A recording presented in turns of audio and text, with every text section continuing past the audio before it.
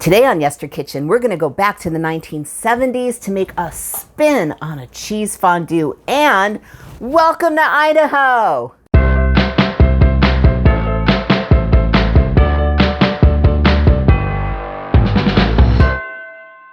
Hey everyone, I'm Jill and this is Yester Kitchen. Literally, Yester Kitchen. If you're new here, welcome. It would be an honor to have you join us as we explore retro history through food. Welcome to Idaho. This is my new kitchen, straight literally out of the 70s. Can you stand it? That's why I'm kind of like just trying to figure out where to stand and where to film, because if I stand behind this hood right here, you would never see me. So I'm like, okay, we'll do it on the edge. We will make it work. So here I am. I haven't filmed in about 6 weeks, so I'm a little rusty. Give me a break.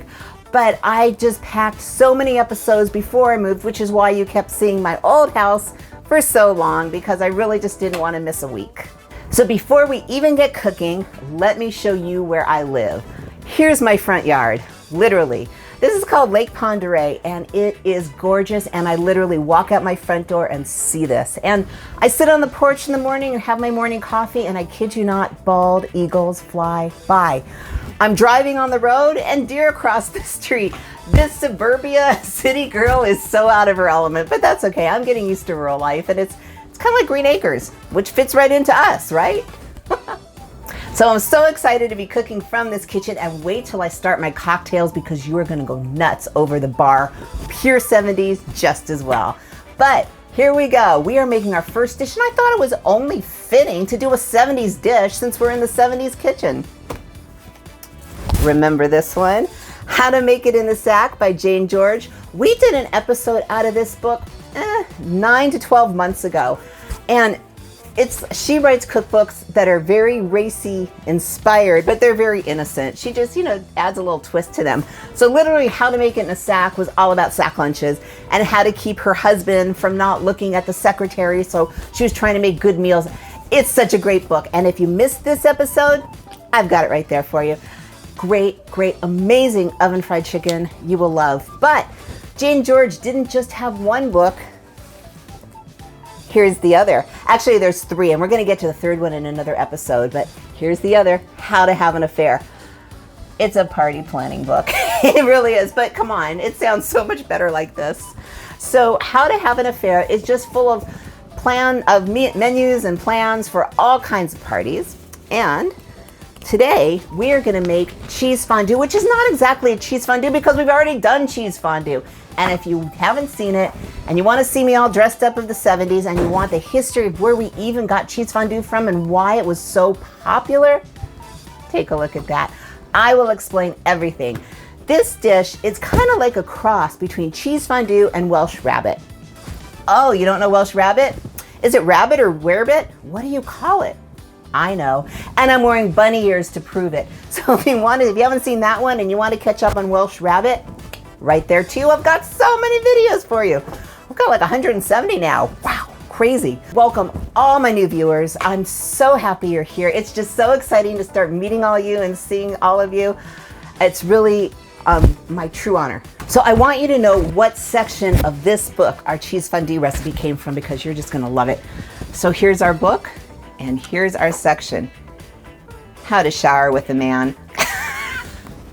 Come on, what do you think it is? Baby showers and getting husbands to deal with it. But How to Shower with a Man sounds so much more suggestive, so much more 70s, and you're gonna love this dish. It comes together in minutes. So I've got my oven, which you can now see, so 70s, on 350. And here in my happy little, extremely 70s happy mixing bowl, I have 6 slices of sourdough bread. Now, how did I get here? Well, I took the 6 slices and I stacked them up, and I trimmed off all the crusts. Then I lightly buttered each slice. Don't overdo it, just lightly butter each slice. And then you're gonna cut them into 1.5-inch cubes, which really is like 4 slices one way, 4 slices another way.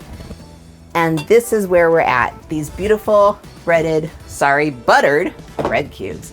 Okay, now all we're gonna do is throw everything in the pot, and I have a casserole dish that is greased at the ready. So the first thing we're gonna do with this bread is we have, are you ready for this? 2.5 cups of half and half. Now half and half, if you buy a small one, is usually 2 cups. So you're fine if you add in an extra half cup of milk to make, so you don't have to buy a big one just for half a cup. Extra cup of milk. If you have heavy cream, any kind, almond milk would probably even work because you're only using a half a cup. So you're gonna take, unless you have a giant half and half, then you have 2.5 cups of half and half. In we go. We're just gonna stir that just around a teeny weeny bit, because what we're doing is when we slice the bread, you know, with the butter, they kind of stuck together. So we're just breaking that up a little bit and getting that bread in and that milk in and like going, hello, beautiful, where have you been? I'm here for the shower. God, I've missed you guys. I've missed filming.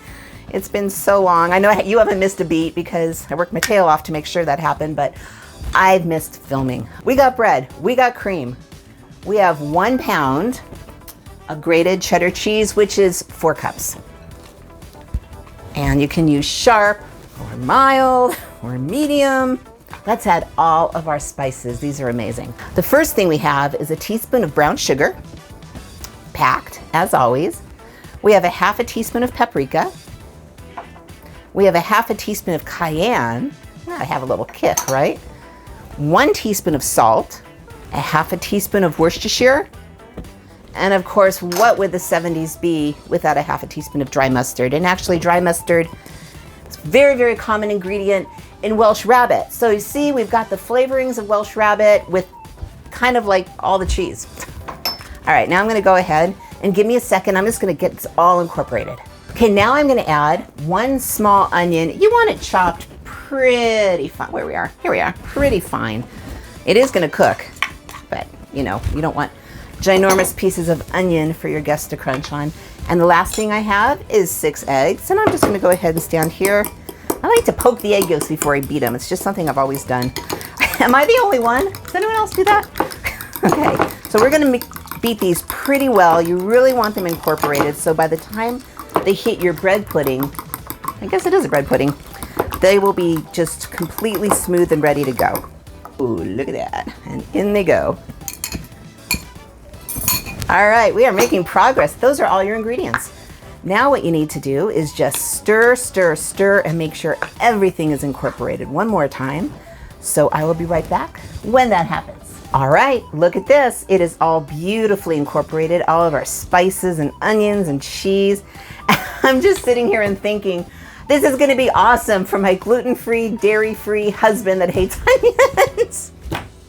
What do? I guess I need to go meet the neighbors. I don't have my neighbor to bring everything I make to anymore. I used to bring everything to the fire station way, way back when. And then COVID happened and they couldn't take it anymore, which was a bummer. So then my neighbor across the street, hi Janine, hi Phil, if you're watching, I used to bring them everything. They're amazing. Now, it's not suburbia. There is distance between houses. So if you live like I live, I now know. This is amazing. Okay, let's get this out of the way. Okay, here I have a beautiful casserole dish that is greased. And I have a feeling we're gonna have too much. Yeah, we'll make it fit. We always do.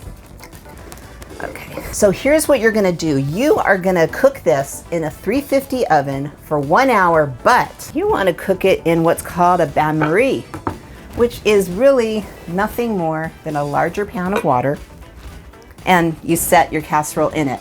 And what that does is it kind of slows down the cooking. So the bottom of the casserole is not right on the oven. It's got a little buffer, so it kind of slows it down and cooks it a little more gently. It doesn't have to come up all the way, the water, maybe like between 1/4 to 1/2 of the way up, whatever casserole you choose to put inside of it. So here is our cheese fondue a la How to Have an Affair. It's gonna go in the oven and I will see you in an hour. You wanna see? Take a look. Look at this, it's gorgeous. It is golden brown, it is cheesy, it is baked through. I will tell you, I'm still learning this oven. This is an old oven. So mine took about 1 hour and 20 minutes. So just start checking it. You just don't want it loose around the center. You know, you want it all baked all throughout. It also depends on how thick your casserole dish is. If it's thinner, it'll take a shorter time. So it just all depends. So just babysit it. You don't have to babysit it. Just watch it at the end and make sure it's just all firm at the end. When you take it out of the oven, pot holders, that water is very, very hot. So go really slow, lift it out of the oven, out of the water, very, very slow. You don't want to burn your hands. I don't want you to burn your hands. So here it is. This is glorious and it's vegetarian friendly. I know we've been talking on the community page a lot about vegetarian dishes. There are vegetarian dishes from the past, and this is one of them, and it is glorious. Okay, so what are we waiting for? Oh, by the way, when you first take it out of the oven, it's gonna be about that high, kind of like a souffle action. It's gonna rise up, but as soon as you put it down, it's gonna fall. So this is what you're gonna get. So let us take a look. I could just hear the crack of the cheese on top. Oh my goodness. Look at this. I would serve this. See, look at that. It's just beautiful, beautiful cheese bread pudding. I mean, it's just, I mean, you can see the pockets of cheese. It's absolutely glorious. And of course, this is pretty hot, so I'm gonna take a really tiny taste.